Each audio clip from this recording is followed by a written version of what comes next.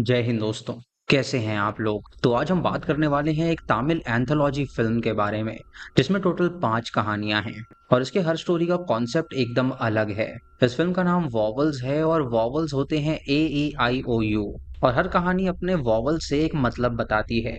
जैसे A for attraction, E for emotion, I for intimacy, O for obsession and U for unconditional. तो बिना कोई वक्त गवाए आइए स्टार्ट करते हैं इसकी कहानियों को। पहली स्टोरी की शुरुआत एक यंग लड़के से होती है जो बिल्डिंग की छत से कूद कर खुद को मारना चाहता है, लेकिन जैसे ही वो कूदने की कोशिश करता है एक आदमी अचानक से उसे बचा लेता है।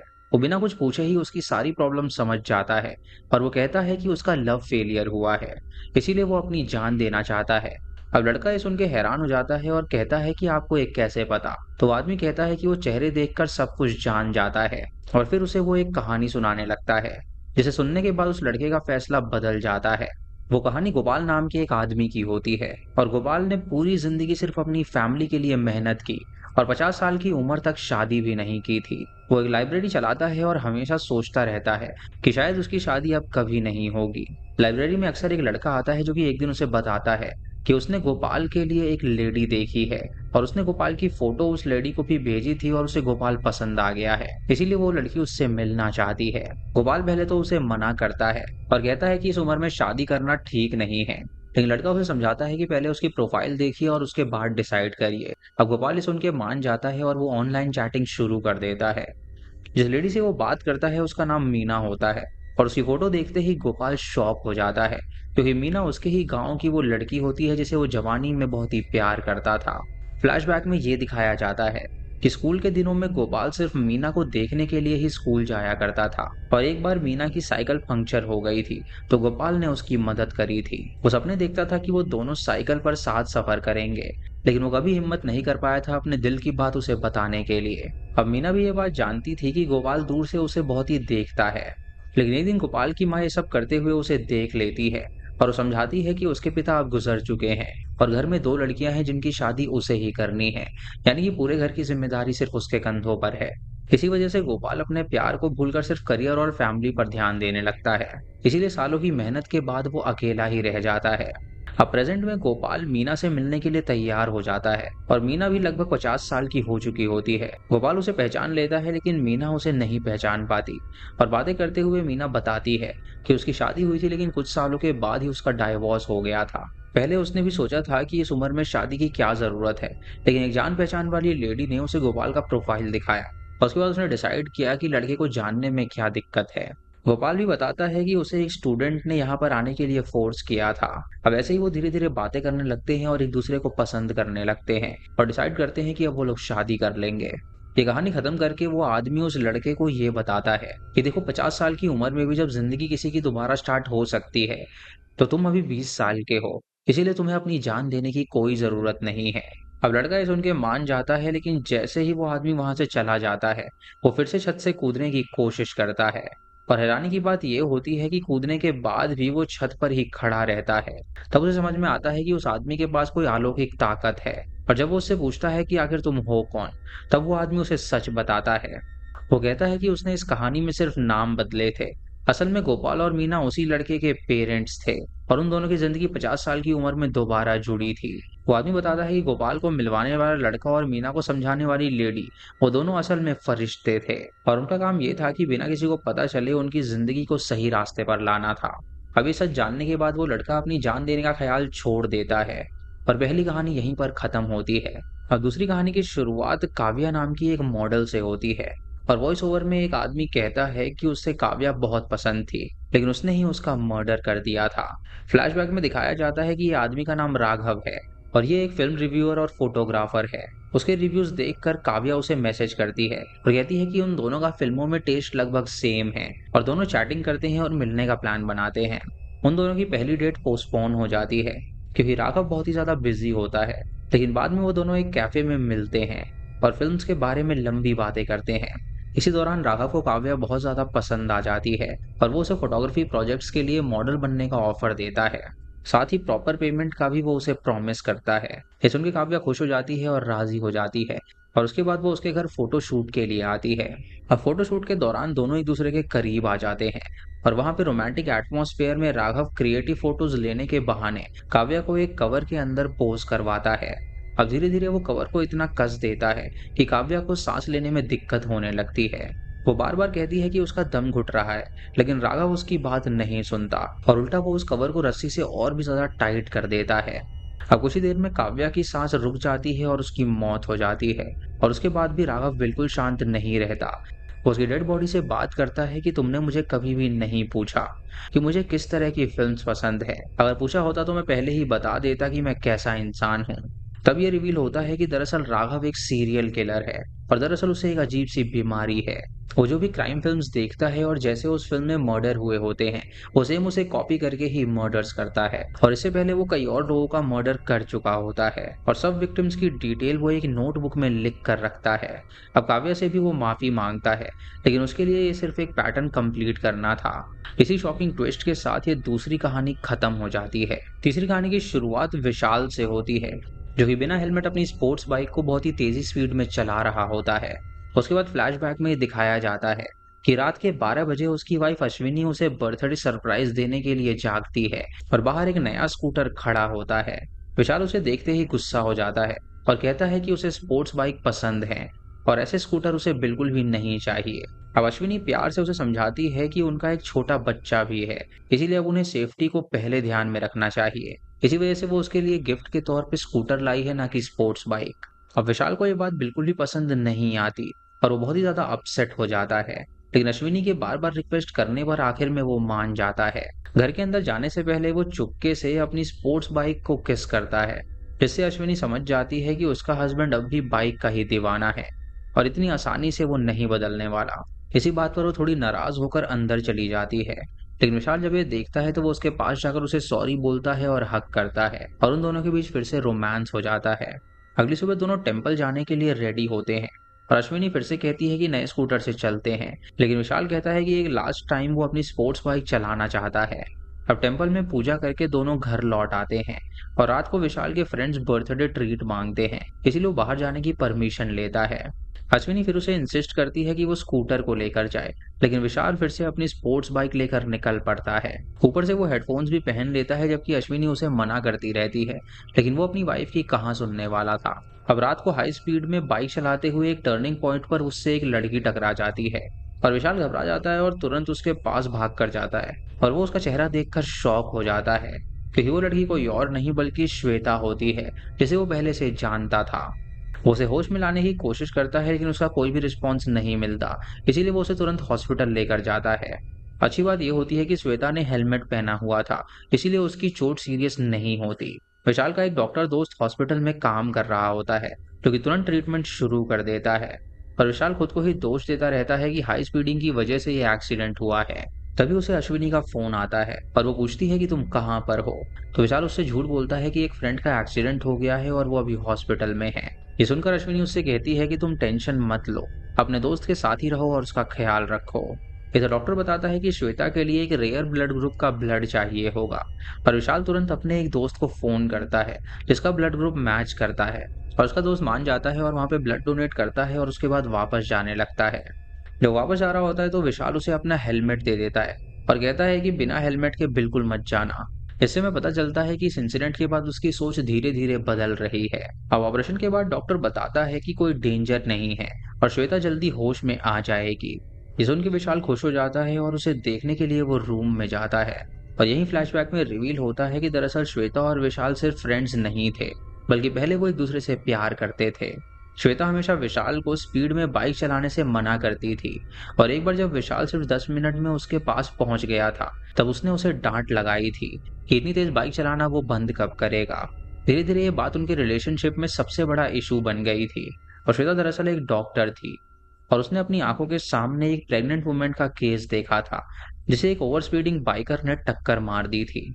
हॉस्पिटल में उस प्रेग्नेंट वुमेन का हस्बैंड डॉक्टरों से रोता हुआ कहता है कि किसी भी तरह मेरी वाइफ और बच्चे को बचा लीजिए, लेकिन उस ऑपरेशन में उन दोनों की जान नहीं बच पाती। श्वेता ने उस आदमी का दर्द अपनी आंखों से देखा था, इसीलिए वो विशाल को बार बार समझाया करती थी कि अगर रेसिंग का शौक है तो रेसिंग ट्रैक पर करो, पब्लिक रोड्स पर बिल्कुल भी नहीं। लेकिन विशाल को हर बार उसकी एडवाइस बुरी लगती थी। इसी बात पर उन दोनों के बीच बार बार झगड़े होने लगे थे और आखिर में उनका ब्रेकअप हो गया। और उसके बाद विशाल की शादी अश्विनी से हो गई और अश्विनी भी उसकी इस आदत से बहुत ज्यादा परेशान रहती है। अब प्रेजेंट में विशाल को अपनी गलती का एहसास होने लगता है और श्वेता के फोन का पासवर्ड अब भी वही होता है जो कि उनके रिलेशनशिप के टाइम था। वो फोन को अनलॉक करता है और उसके फादर को एक्सीडेंट की इंफॉर्मेशन देता है और श्वेता के फादर तुरंत हॉस्पिटल पहुंच जाते हैं। लेकिन उन्हें ये नहीं पता होता कि विशाल उसका एक्स बॉयफ्रेंड है। जब वो उससे पूछते हैं कि मेरी बेटी की जान किसने बचाई, तब उसे पता चलता है कि विशाल ही वो इंसान था जिसने उसे हॉस्पिटल पहुंचाया।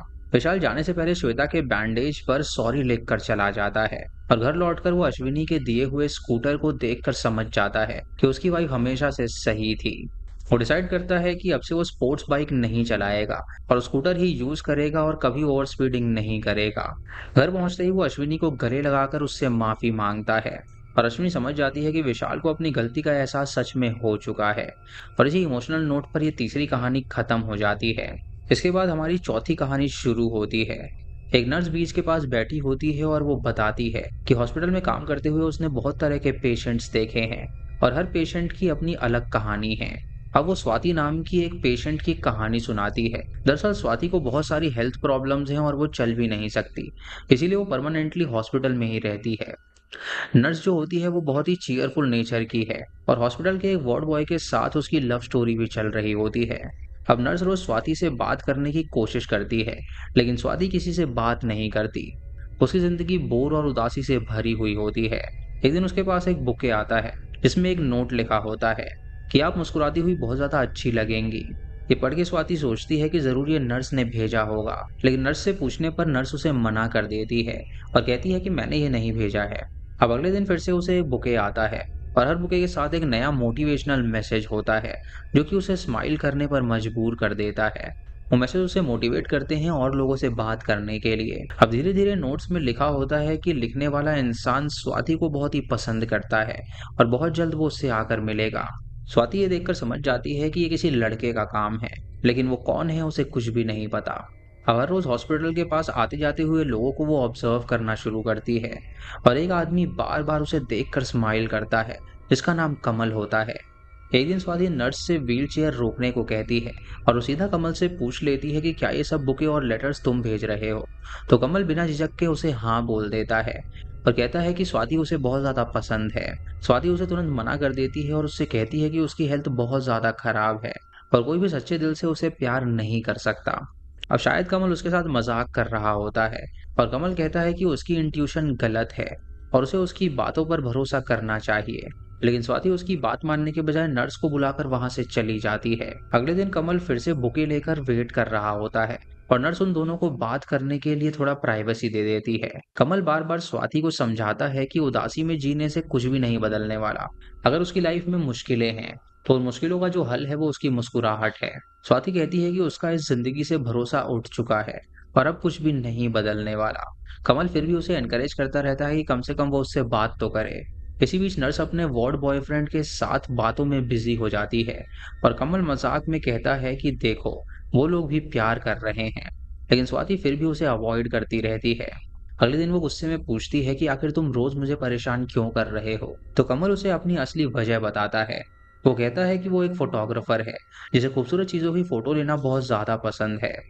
जब उसने पहली बार स्वाति को उदास और अकेला बैठा देखा तो उसे हैरानी हुई कि इतनी कम उम्र में ये लड़की आखिर जिंदगी से क्यों हार के बैठी है। इसी क्यूरियोसिटी और कंसर्न की वजह से वो उसके बारे में जानने की कोशिश करना चाहता है और धीरे धीरे बिना मिले ही उससे उसे प्यार हो गया था। जब कमल ने स्वाति को बीच पर उदास बैठा देखा था तब उसके मन में यही क्यूरियोसिटी आई थी। इसी वजह से उसने स्वाति के बारे में पूरी इंक्वायरी करी और उसे पता चला कि स्वाति की कंडीशन जानलेवा नहीं है, लेकिन वो एक ऐसी मेडिकल कंडीशन से सफर कर रही है जिसमें उससे ज्यादातर बेड पर ही रहना पड़ता है। कमल फिर उसे बोलता है कि मैंने तुम्हारे बारे में सब कुछ जान लिया है और मुझे सच में तुम बहुत ज्यादा पसंद हो। ये सुनकर स्वाति उसकी बात एक्सेप्ट नहीं करती और कमल भी उसे ज्यादा फोर्स नहीं करता और चुपचाप वहां से चला जाता है। अगली सुबह जब स्वाति कमल को देखने के लिए उस जगह आती है तो कमल वहां पर उसे नहीं मिलता और ना ही उसके भेजे हुए फ्लावर्स उसे मिलते हैं। तब स्वाति को काफी बुरा लगने लगता है और उसे लगता है कि शायद उसकी बातों की वजह से वो बुरा मानकर चला गया होगा। अब उसके दिमाग में सिर्फ कमल ही घूम रहा होता है और फिर वो नर्स से कहती है कि मुझे तुमसे एक बात पूछनी है। नर्स बोलती है कि मैं तो इसी दिन का वेट कर रही थी जब तुम मुझसे कुछ ना कुछ पूछो। स्वाति एक एग्जाम्पल देते हुए उससे कहती है कि अगर किसी इंसान को जन्म से आंखें ही ना हो तो वो उस कंडीशन में रहने की आदत डाल लेता है, लेकिन अगर किसी को कुछ दिन के लिए आंखें मिल जाएं और फिर उसे छीन ली जाए तो उसके दर्द को सहना बहुत ही मुश्किल होता है। वो कहती है कि मेरे साथ भी ऐसा ही हुआ है। मुझे कमल की बहुत ही याद आ रही है और वो चाहती है कि वो वापस आ जाए। ये बोलते हुए इमोशनल होकर वो रो पड़ती है और नर्स उसे संभालने की कोशिश करती है। इसी बीच जब स्वाति सोच रही होती है कि कमल कभी वापस आएगा या नहीं, तभी कमल हाथ में फूल का बुके लिए वापस आ जाता है। और शायद उसने जानबूझकर ही एक दिन का डिस्टेंस बनाया था ताकि स्वाति को उसकी इम्पोर्टेंस समझ में आए। अब दोनों बीच पर साथ में बैठकर नॉर्मल तरीके से बात करते हैं और वो दोनों हंसते हैं और इस बार वो स्माइल भी करती है। दूर खड़ी नर्स जब ये सब देखती है तो वो बहुत ज्यादा खुश हो जाती है और कहती है कि मैंने हॉस्पिटल में बहुत सारे पेशेंट्स देखे हैं, लेकिन प्यार वाकई में इंसान को बदल देता है। फिर नर्स भी उस वार्ड बॉय के साथ चली जाती है और इसी इमोशनल नोट के साथ ये चौथी कहानी खत्म हो जाती है। दोस्तों अब शुरू होती है पांचवी और सबसे ज्यादा कंफ्यूजिंग स्टोरी। रॉन नाम का एक आदमी अपने घर में होता है और तभी कोई डोरबेल बजाता है। जब दरवाजा खोलता है तो सामने मीरा खड़ी होती है और रॉन और मीरा एक दूसरे से प्यार करते हैं। दोनों ने डेविड नाम के एक आदमी के साथ मिलकर कोई बड़ा काम किया है और मीरा बहुत ही घबराई हुई होती है क्योंकि उसे पता नहीं होता कि डेविड कहाँ पर है। वो कहती है कि हमें जल्दी से यहाँ से निकलना होगा और रॉन तुरंत डेविड को फोन करता है और बोलता है कि यहाँ पे वो जल्दी आ जाए। अब बातें करते हुए पता चलता है कि मीरा पहले ही शादीशुदा है और उसके हस्बैंड का नाम टोनी है। टोनी रोज उसे टॉर्चर करता है और इसी वजह से मीरा रॉन और डेविड से मिलकर टोनी के पास से एक बहुत ही बड़ा अमाउंट चुरा लिया था। डेविड उनका पार्टनर था और वो तीनों पैसा लेकर भागने वाले थे। मीरा बार बार कहती है कि हमें तुरंत निकल जाना चाहिए, लेकिन रॉन बोलता है कि अगर हम इतनी जल्दी भाग गए तो टोनी को शक हो जाएगा और वो हमें कहीं ना कहीं ढूंढ लेगा।